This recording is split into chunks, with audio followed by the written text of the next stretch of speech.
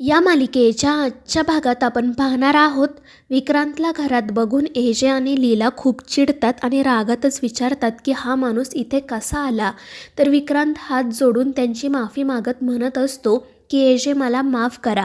मला मान्य आहे की माझ्या हातून खूप मोठी चूक घडली आहे, पण आता मला माझी चूक लक्षात आली आहे आणि ईश्वराने मला चांगला मार्गसुद्धा दाखवलाय.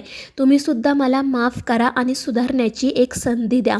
मात्र लीला रागातच म्हणते की तुझ्यासारखा माणूस कधीच सुधारू शकत नाही आणि त्यांचं बोलणं सुरू असतानाच आजी त्या ठिकाणी येतात. सरस्वती रागातच लीलाला म्हणत असते की लीलाई, तुम्ही हे नाही ठरवू शकत. माझा विक्रांत दादा म्हणतोय ना की त्याच्यात सुधारणा झाली आहे, मग तुम्हाला त्याला माफ करावंच लागेल. आणि सरस्वतीचं हे बोलणं ऐकून सगळ्यांनाच आश्चर्य वाटतं. तर विक्रांत हात जोडत म्हणत असतो की एजे, माझ्याकडून खरंच खूप मोठी चूक झाली आणि जेव्हा मी जेलमध्ये गेलो ना तेव्हा माझ्या हे सगळं काही लक्षात आलं.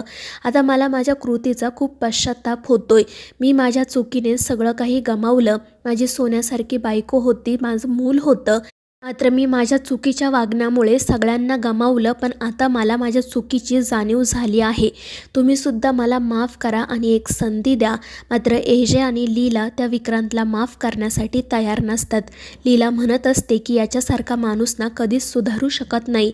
तर एजे म्हणत असतात की अगदी खरं आहे, याने चूक नाही तर मोठा गुन्हा केला होता. मात्र त्यावेळी दुर्गा म्हणते की एजे, मला असं वाटतं की तुम्ही विक्रांतला माफ करायला हवं. आणि दुर्गाच्या तोंडून असं वाक्य ऐकून एजेंना तर धक्काच बसतो. ते म्हणत असतात की दुर्गा, मी तुझ्याकडून हे एक्सपेक्ट केलं नव्हतं. तर दुर्गा म्हणत असते की एजे, गेल्या काही दिवसांपासून आपल्या घरात सुद्धा अशा अनेक गोष्टी घडत आहेत ज्या मी एक्सपेक्ट केल्या नव्हत्या. पुढे ती असंही म्हणते की या घरात प्रत्येकाला सुधारण्याची एक संधी दिली जाते. तीच संधी आपण विक्रांतला सुद्धा द्यायला हवी असं मला वाटतं. मात्र एजे म्हणत असतात की दुर्गा, तुला माहिती आहे ना या विक्रांतने काय केलं होतं ते, मग तरीही तू असं का बोलतेस. आणि त्यावेळी दुर्गा एजेंसोबत न बोलता आजींकडे जाते आणि आजींना म्हणते की तुम्हीच मला मागाशी म्हणाला होतात ना की या घरात प्रत्येकाला सुधारण्याची एक एक संधी मिळायलाच हवी. मग आता तुम्ही विक्रांतला सुद्धा ती संधी द्या.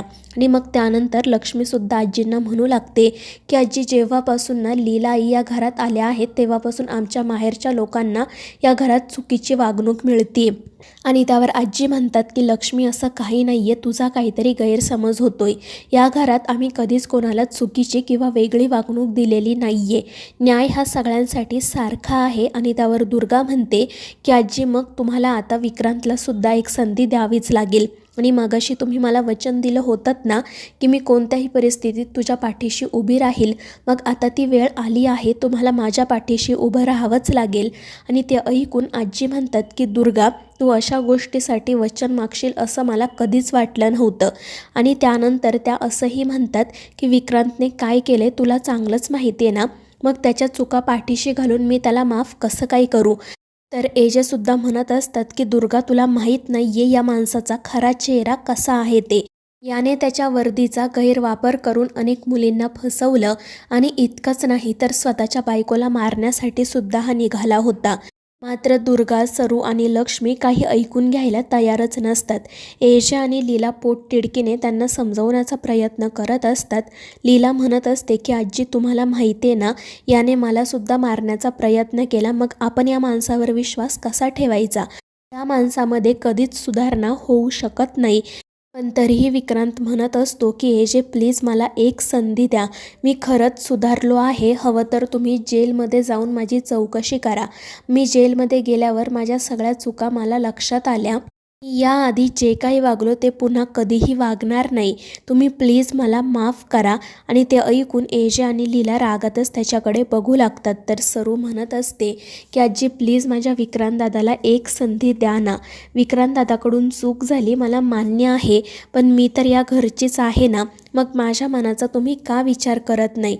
आणि मग ती आजींकडे जाते आणि म्हणते की आजी, या घरात प्रत्येकाला संधी दिली जाते, मग माझ्या दादाला सुद्धा संधी द्या ना. मी हवं तर तुमच्या पुढे हात जोडते, तुमच्या पाया पडते. आणि सरस्वतीचं असं बोलणं ऐकून शेवटी आजी म्हणतात की तू प्लीज असं बोलू नकोस आणि त्या अभिरामला म्हणजेच एजेंना आणि लीलाला सांगतात की आपण त्याला एक संधी द्यायला हवी आणि ते ऐकून या दोघांनाही धक्काच बसतो. एजे म्हणत असतात की आई हे काय बोलतेस तू, मात्र आजी सरस्वतीसाठी म्हणतात की आपण त्या विक्रांतला एक संधी देऊ आणि त्या विक्रांतला सांगतात की तू या घरात येऊ शकतोस. त्यामुळे तो खूपच खुश होतो. त्यानंतर मग सरस्वती एजेंकडे जाते. ती रडतच म्हणत असते की एजे मी नेहमी तुम्हाला माझ्या वडिलांच्या जागी मानलं. आज एक मुलगी तिच्या वडिलांकडे काहीतरी मागते, प्लीज तिची ही इच्छा पूर्ण करा. आजपर्यंत तुम्ही घेतलेले सगळे निर्णय मी मान्य केले, अनेकदा ते मला मान्य नव्हते तरीसुद्धा. मग आज माझी इच्छा आहे म्हणून तुम्ही माझ्या दादाला माफ करू शकत नाही का? आणि त्यावेळी एजे म्हणतात की सरू या माणसाचा खरा चेहरा तुला माहीत नाही म्हणून तो असं बोलतीस आणि काही झालं ना तरी मी याला माफ करू शकत नाही, पण फक्त तुझ्यासाठी मी याला घरात येण्याची परवानगी देत आहे. तो या घरात येऊ शकतो, पण एक गोष्ट लक्षात ठेवा तुम्ही सगळेजण, याने जर पुन्हा काही चूक केली ना तर मी याला सोडणार नाही. मग कोणाला काही वाटलं ना तरीही चालेल, मला फरक पडत नाही. आणि एजेंचं ते बोलणं ऐकून सरू रडतच त्यांचे आभार मानते आणि मग एजे आणि लीला तेथून निघून जातात.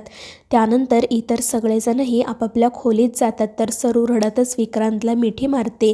तर तो हसतच मनाशी म्हणत असतो की शेवटी मला जे हवं होतं ते मी केलंच. एजेंच्या मनाविरुद्ध मी या घरात आलो.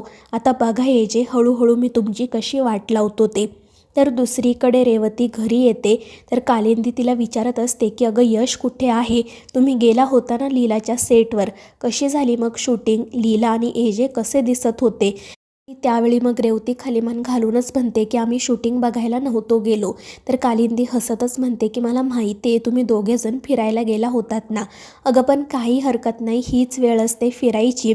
लग्नाआधी तुम्ही दोघेजण छान मजा करून घ्या, फिरा, तुम्हाला जे हवं ते करा. आणि ते ऐकून रेवती रागातच म्हणते की आई तू प्लीज स्वप्नांमध्ये रमू नको, तुला जितकं सोपं वाटतं ना तितकं सोपं काहीच नाही आहे. आणि तिला असं चिडलेलं बघून कालिंदी तिला नेमकं काय घडलंय ते विचारते, पण रेवती काही सांगायला तयारच नसते. आई बाबा तिच्याशी बोलण्याचा प्रयत्न करत असतात पण ती रागातच तिच्या खोलीत निघून जाते. तर कालिंदी म्हणत असते की या मुलीला काय झाले ना ते कळायलाच हवं. आपण तिचे आई वडील आहोत, तिला प्रश्न विचारणं आपला अधिकार आहे, ती आपल्यावर अशी चिडू शकत नाही. तर बाबा म्हणत असतात की तू ना उगाच तिला टोकत जाऊ नको, शांतपणे काय घडले ते विचार. तर दुसरीकडे आजी गणपती बाप्पाच्या मूर्तीसमोर उभ्या असतात आणि रडतच म्हणत असतात की देवा, आज मी जो काही निर्णय घेतला ना तो या घराच्या भल्यासाठी घेतला. कारण या घरात गेल्या काही दिवसांपासून जे काही घडतंय त्यामुळे दुर्गा, सरस्वती आणि लक्ष्मी यांच्या मनात अढी निर्माण झाली होती. ती अढी दूर करण्यासाठीच मी विक्रांतला माफ केलं, मात्र त्यामुळे माझा अभिराम आणि माझी लीला माझ्यावर चिडले आहेत. मला हे घर एकत्र बांधून ठेवायचे आणि त्यासाठी तू मला मदत कर. तर दुसरीकडे एजे अंतराच्या फोटोसोबत बोलत असतात. ते म्हणत असतात की या घरातील अवघड डिसिजन नेहमी मलाच का घ्यावे लागतात तेच कळत नाही. आत्तासुद्धा मी त्या विक्रांतला माफ केलं नाही म्हणून सरस्वतीला वाईट वाटलं आणि तिचं मन राखण्यासाठी मी त्याला या घरात येण्याची परवानगी दिली. मात्र लीलाचं काय? आईने जो काही निर्णय घेतला त्यामुळे लीला दुखावली गेली. मात्र आता माझी वेळ आहे लीलाच्या पाठीशी खंबीरपणे उभं राहण्याची.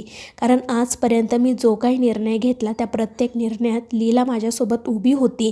त्यामुळे आता मी तिच्यासोबत उभा राहणार. तर मित्रांनो, या मालिकेच्या पुढील भागांमध्ये आपण पाहणार आहोत एजे लवकरात लवकर यश आणि रेवतीचं लग्न करण्याचा निर्णय घेतात. मात्र ही गोष्ट दुर्गाला आवडत नाही आणि त्यामुळे तिच्यात आणि लीलामध्ये वाद होतो. तर मित्रांनो, या मालिकेच्या पुढील भागांच्या अपडेटसाठी आपल्या चॅनेलला सबस्क्राईब करा.